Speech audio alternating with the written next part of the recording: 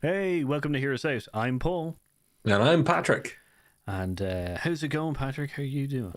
I'm doing pretty good. What are we telling all the people about on this fine episode, Paul? So, today we're going to be talking about the One Trick Pony movie kind of thing. Now, you might be asking, what's the One Trick Pony movie kind of thing? Is it Seabiscuit? No, you'd be wrong, because Seabiscuit has many ponies in it. And Um, and quite a few tricks, I imagine, probably um, done off camera.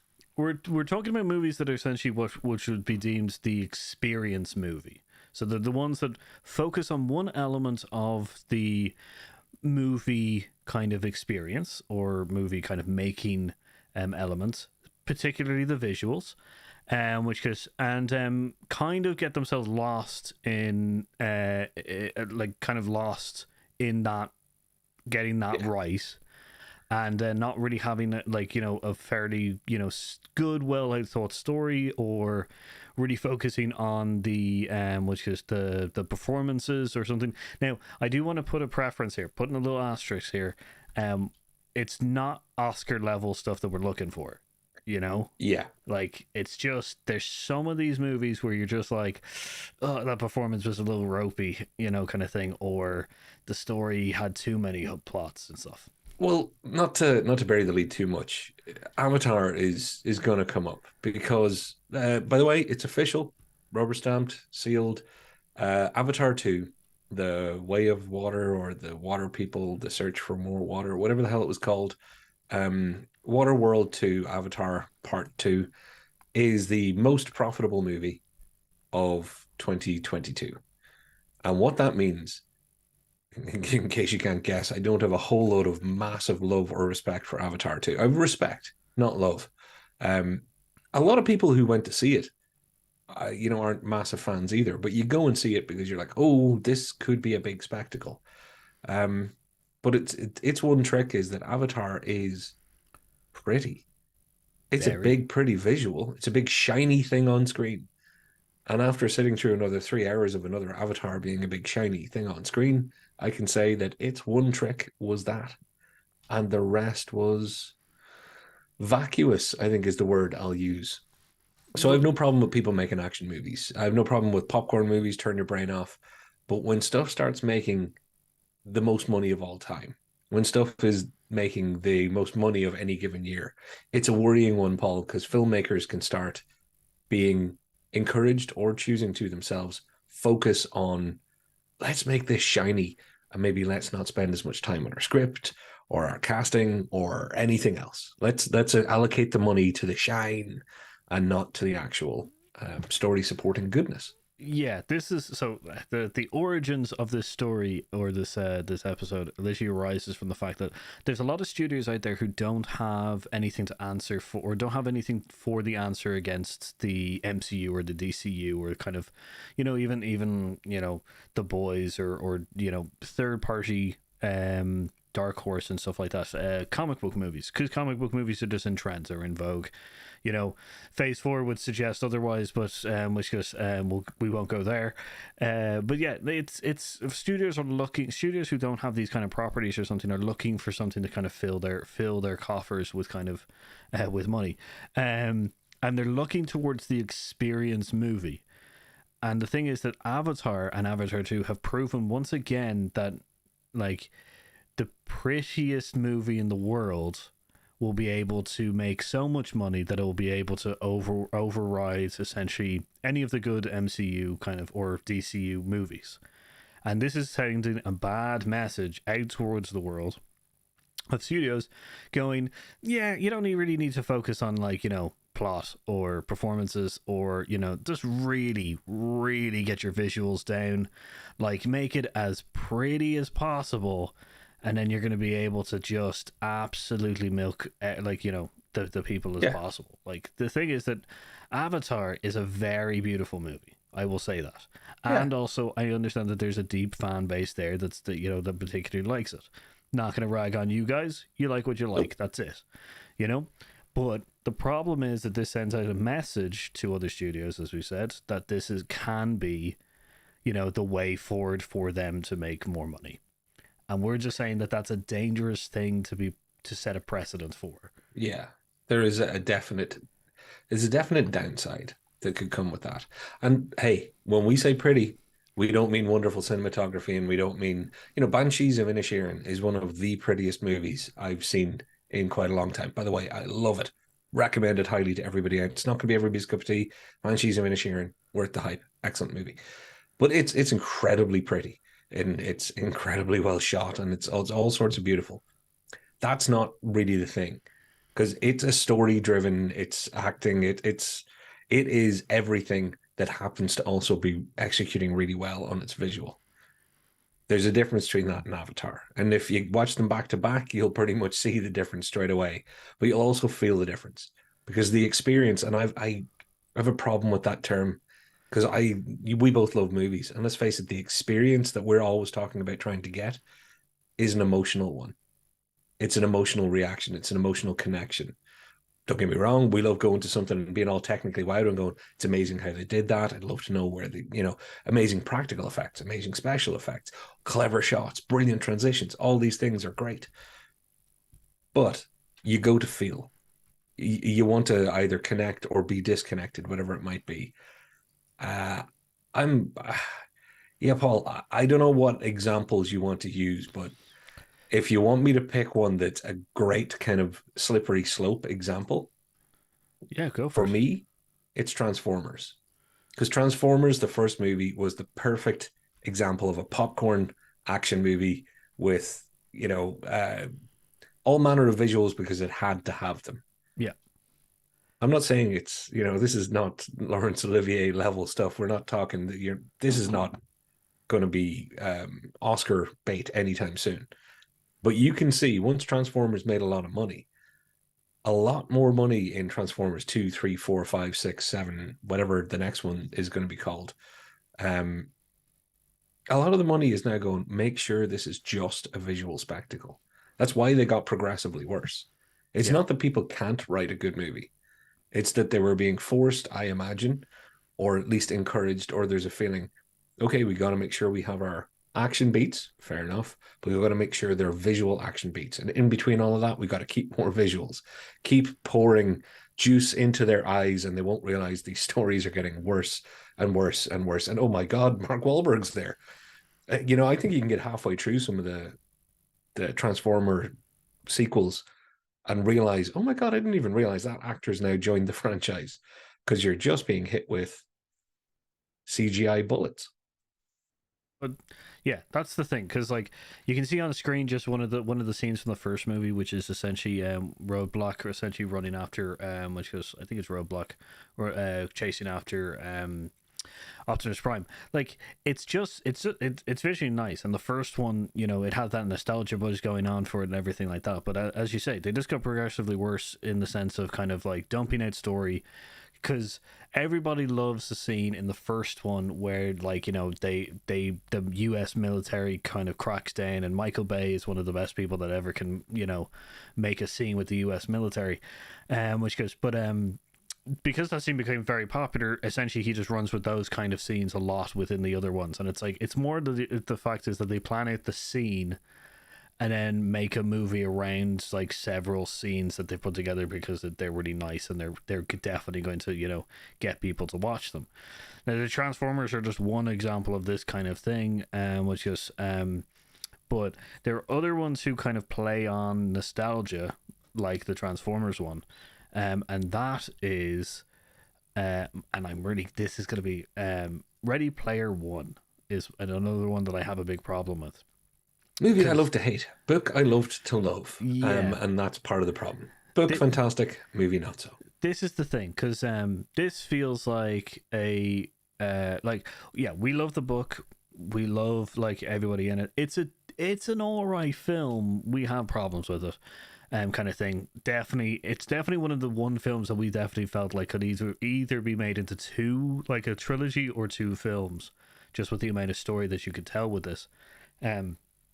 But it feels like they chose one film and just shoved it with as much visual kind of nostalgia and pop culture things, just to kind of get you to go, oh, I recognize that. This is, in my eyes, a Where's Waldo or Where's Wally film, where you essentially go through the film and you go, oh, there's a DeLorean, there's an X-wing, there's this, there's, and it's It's just it's a greatest hits of Lucas, Spielberg, and I think once Spielberg got involved and they knew they were going to get licensing for all sorts of other stuff. You're right.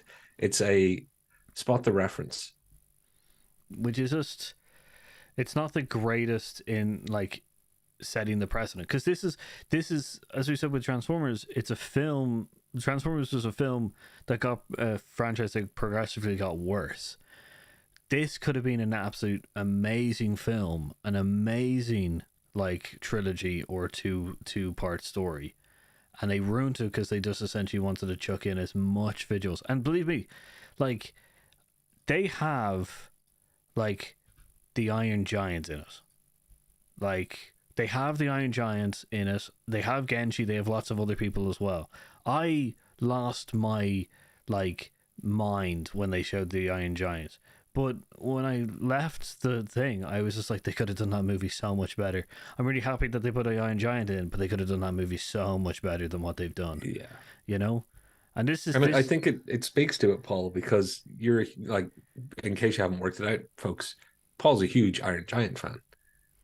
But having read the book, and I'm a massive fan of some things that were in the book. By the way, the book and the movie, same story, different pop culture references. But there's the thing: the book used those pop culture references, and they were of a different time. Rush being a band I like, but not exactly what you would call popular in the way that this movie was trying to be.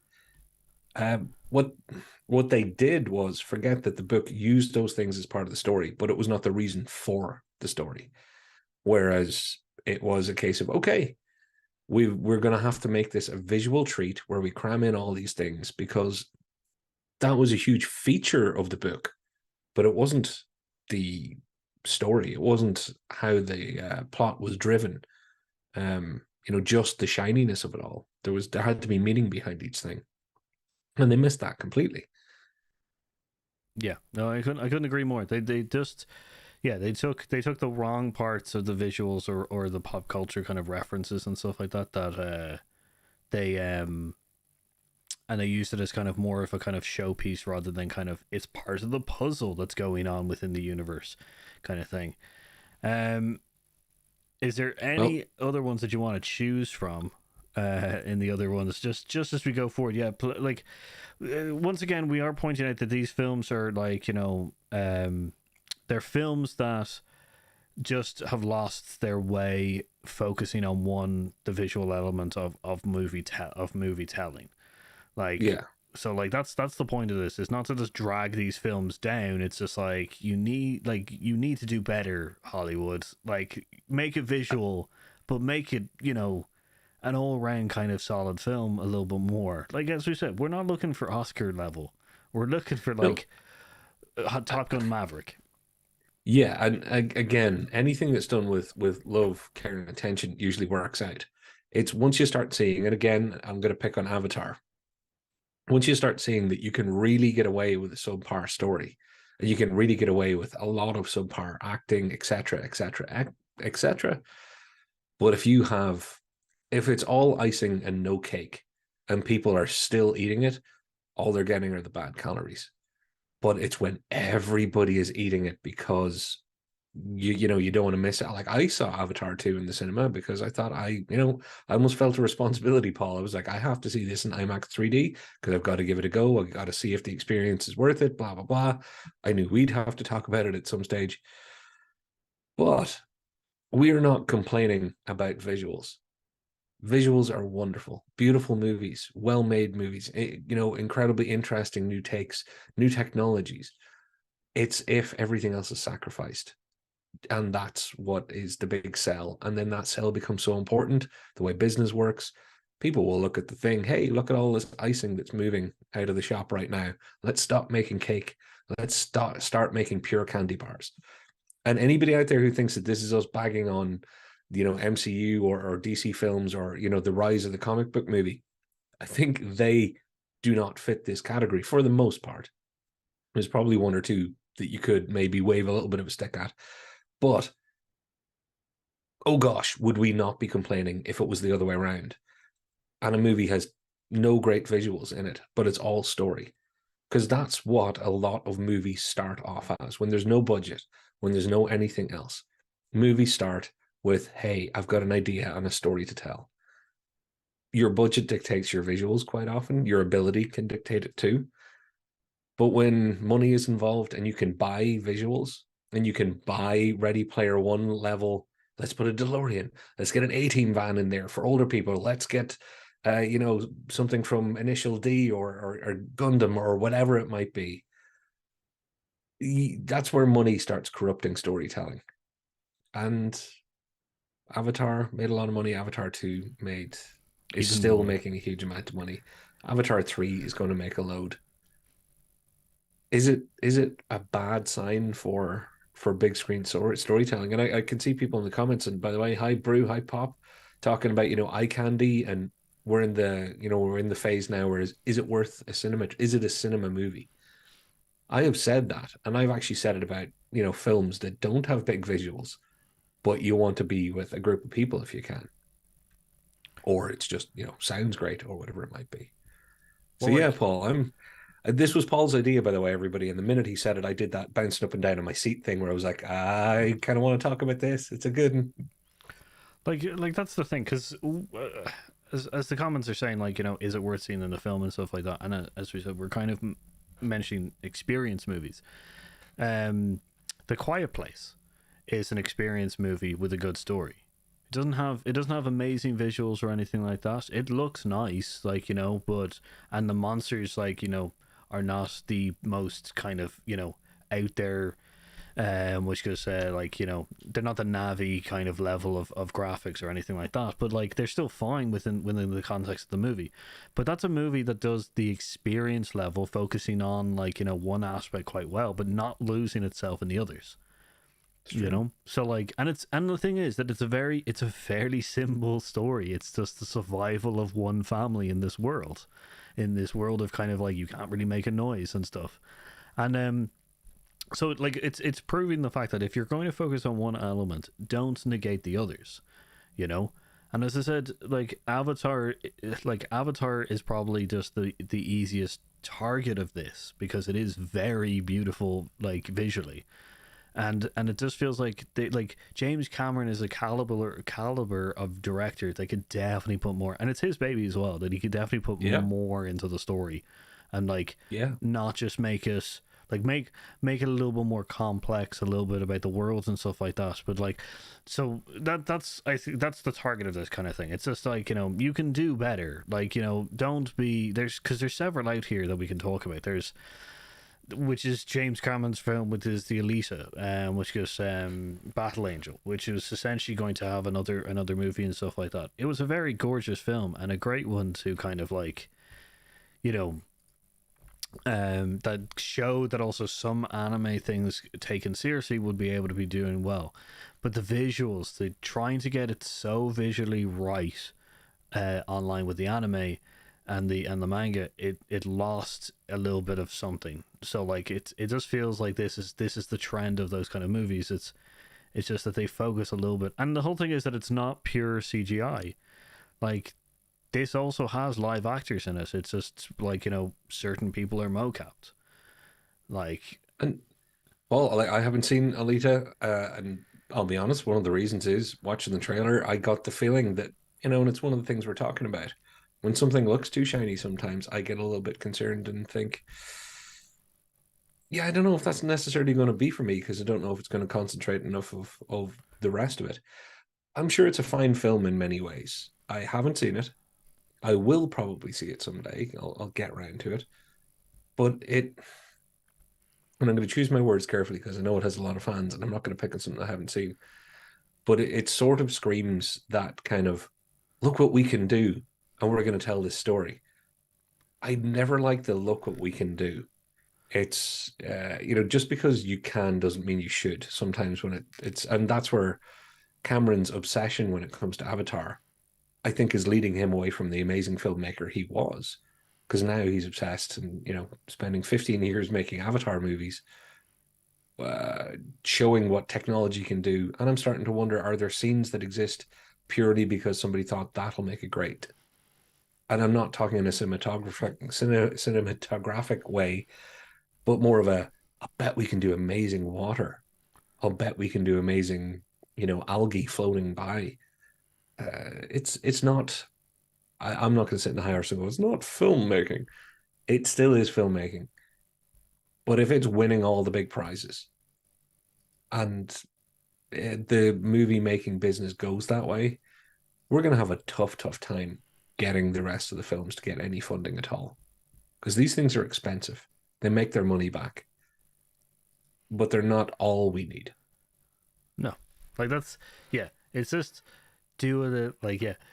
Alita does have a great following and stuff like that, and But I think that this film, although cherished in a kind of cult classic kind of way, it just focuses on the wrong elements and stuff like that, and this just needs to do better, kind of thing. But like it's not the only one. There's Gravity, which is seen as one of the most a fairly good masterpiece in visuals and stuff like that. Like that's the kind of film that they were just like, we want to make it as realistic as possible, but we also want to make it, the only way to do it really is to kind of do really nice kind of visuals. And it's just like, okay, cool, that sounds right.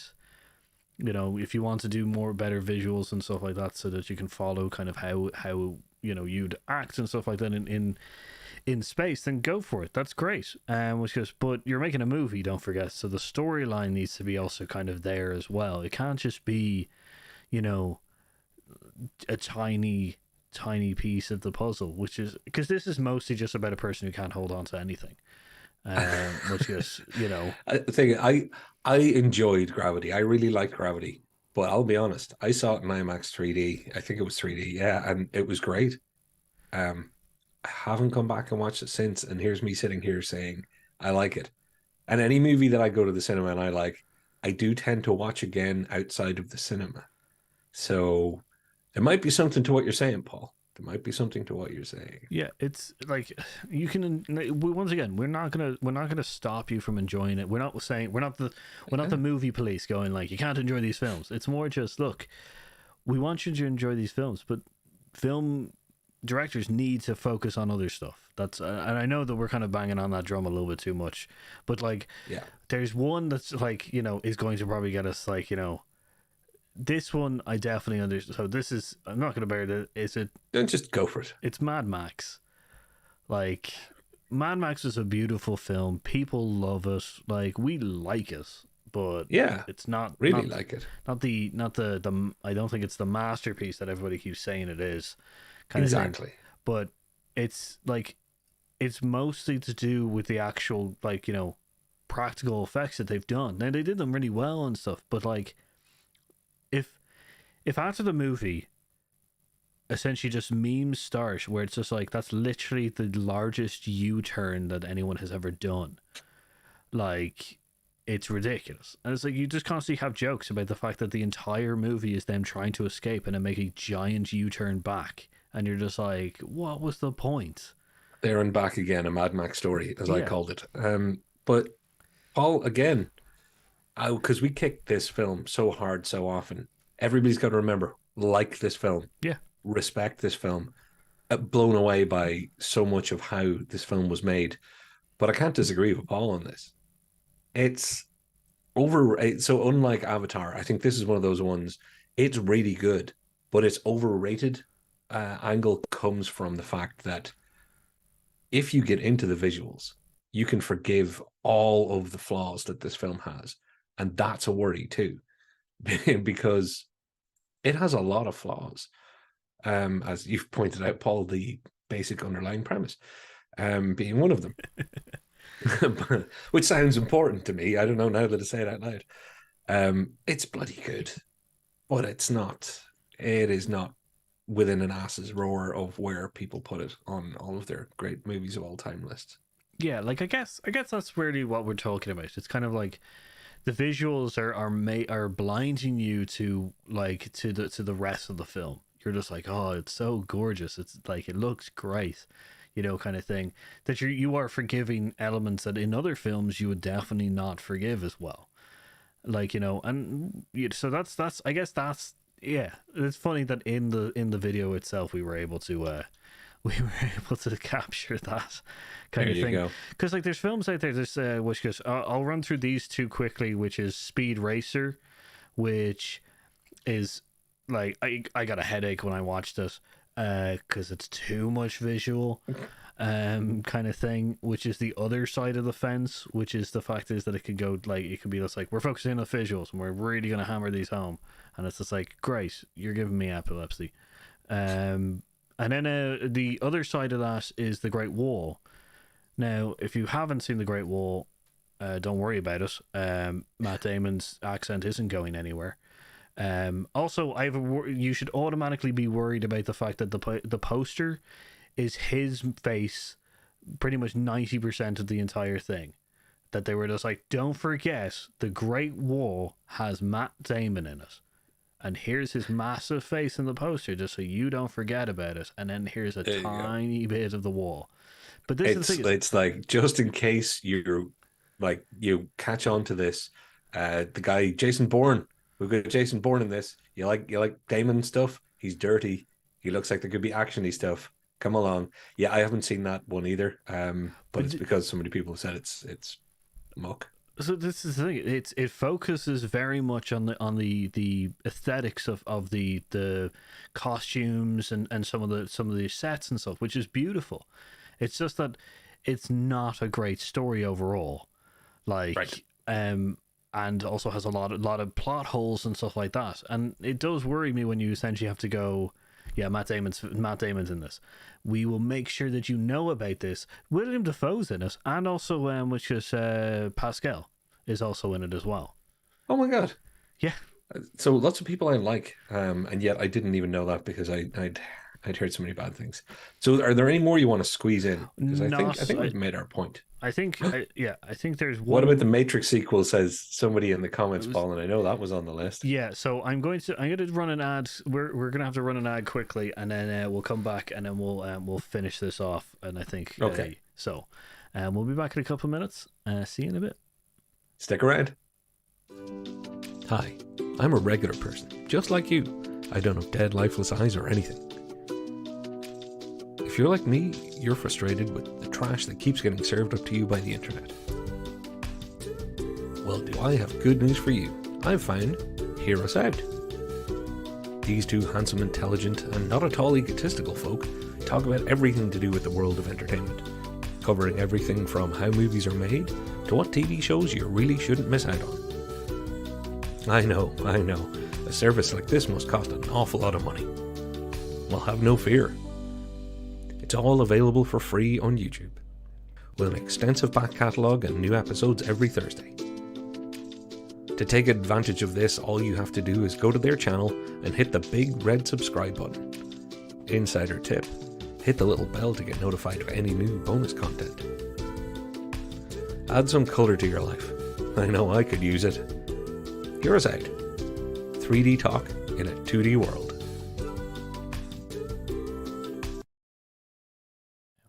Hey, welcome back. Which is yeah. So which is, yeah, we saw in the comments there that the Matrix movies have been mentioned. So yes, yeah, that's another one of the big ones that I would say, because many people like the Matrix franchise and stuff, which is great. And they also released a fourth one, which was better than the last two, which isn't a big thing. But the first one was great, and it had bullet time, and everybody got really happy about it and stuff, and it was amazing and everything like that. It felt like bullet time ruins the rest of the franchise, because then they were just like, we have to make something else like bullet time. We're gonna have to the next one is gonna have to have something like bullet time.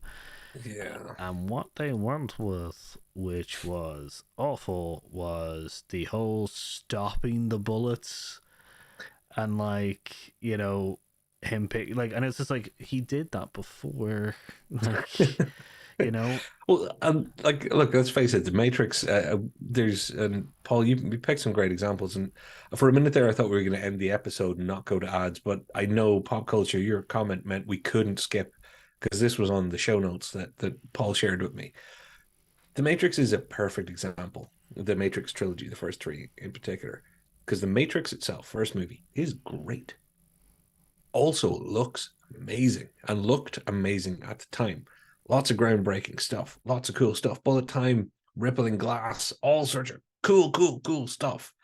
But although that augmented the movie or enhanced the movie, it wasn't the reason that the Matrix worked so well.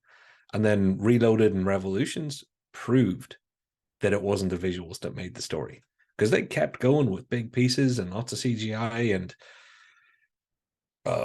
doing practical stuff with a whole section of elevated freeway and a car chase that people are smashing stuff and there's motorcycles and it's all amazing visuals, but they missed out on carrying through on a good coherent story that was as, let's say, as well cared for as the first Matrix movie. So yeah, perfect example of the filmmakers and everybody involved being distracted by the wrong thing from their first success.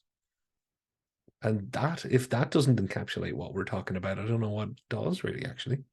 Yeah, this is one of the best it focuses too much on the visuals.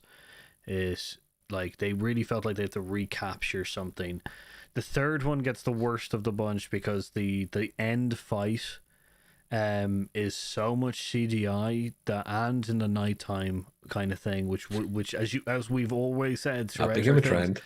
Is like, we understand that it's easier to make CGI in nighttime work really well, but it's just like, you don't understand, it makes it more difficult to see what's going on, so yeah, the Matrix is one of those things. Like, I know in the thing it says Lord of the Rings Return of the King, which is, I understand, I don't know if that fully kind of follows into this kind of one, because there's a few scenes that are very much focused on the visual aspect of it and stuff like that, and the epicness of it, but it still follows a kind of it still follows the storyline and stuff like that in Lord of the Rings. It gets a bit weird, but it's still, I guess it's on the cusp of falling into this valley of kind of, you focus too much on one aspect. A lot of people also that I was talking to, I was kind of, I guess,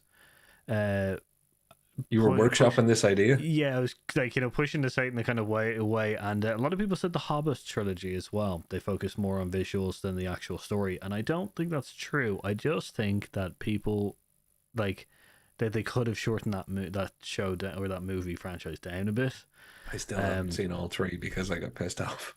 That's the thing. Like, this is also different because these are good. The movies that we've shown have good elements in them, so they could have been better. Like, not just that they're bad films or anything like that. So that's the aspect. If we were targeting just bad films, it's like, that's just an easy target. It's low hanging fruit kind of stuff. Yeah. So like, we're more spoken that the potential of these movies was not wasted, but had dwindling returns because more focus was put onto the visuals. It's just the precedent. That's it. It's literally just a precedent. We don't want this to become an industry standard to combat essentially the Marvel or DC massive franchises that are going on. That's the only thing. We don't want the universes and then pretty movies. We want universes, pretty movies that have coherent storylines and a little bit better potential in them, kind of thing. And then A24, which I think is becoming one of our favorite studios, which because they're not messing around. They're visuals are good, but it's better to also have a good story there. So yeah, and let's face it, if you want to talk about a beautiful film, my favorite movie of last year, Everything Everywhere All at Once. But my God, oh my gosh, does all of that visual brilliance go to serve the story directly at all times? So yeah, Paul, I like visuals. I've been fine going to a movie and saying, if nothing else, at least it was pretty. Don't want that to become the norm. And I'm just worried. The reason when you brought this up that I was like, I really want to talk about this is because you know me, capitalist mercenary at heart that I am. By the way, like, subscribe, share. Someday we'll actually get an advertiser that pays. Thank you all. What happens in the boardroom when avatars, no matter what they are, make loads of money? If someone looks at last year and said, what made all the money? They'll be like, okay, Avatar, some Marvel movies. Oh, and Top Gun Maverick. Yeah, it did really well. Oh, that's another big visual spectacle. Top Gun Maverick didn't only do well because of its amazing visual. It was a bloody good film. Like, it's a really good film. People forget that it was actually a really good movie because they're too busy being pinned to their seat because they're flying around at Mach 1 with Tom Cruise winking at you. That lets you escape into it. That's one of the big things about it. You know. Yeah. You know, it was a turn off your brain enjoyment. Same thing with Dune. Year before, took you to another planet. You went to Dune, and like one of the most transporting movies ever made, thanks to its visual. But it still told the story along with it, and had a lot of story to tell. Again, my final dig at Avatar: 3 hours of pretty to tell a 15-minute story. You do the math, folks. Yeah, there you go. That's the worst part of it. But yeah, no. So like, you know, yeah, it's just this. James Cameron is a very good director, very good filmmaker and stuff. His past works speak for himself, and we're just hoping that he pushes further into this universe, but understands that there needs to be a little bit more story thought and stuff like that, and a little bit more performance and stuff like that. Once again, not Oscar level, not looking for Oscar level, just looking that we're not gonna look at low. We're not just getting the visuals. So, but yeah, tell us what you think. Because if we're wrong, let us know down in the comments down below. If we're right, tell us what other films you think might be a little bit too visual or pretty, with not enough kind of with story and other things. As always, we are like so happy to have you with us in the live. So if you do get a chance to join us, lives are better because we'll get to interact with you a lot more. Comment down below, and like, subscribe, ring that notification bell, and do all the clickety doos. So I can't say it better than that. Do the clickety doos, folks. I've been Paul, and I've been Patrick, and we've been Hear Us Out. And we'll see you next time. And we only did this because our visuals aren't up to Avatar standards. We're better, I tells you. Making all billions of we could use those billions. All right, guys. Really could. See you later.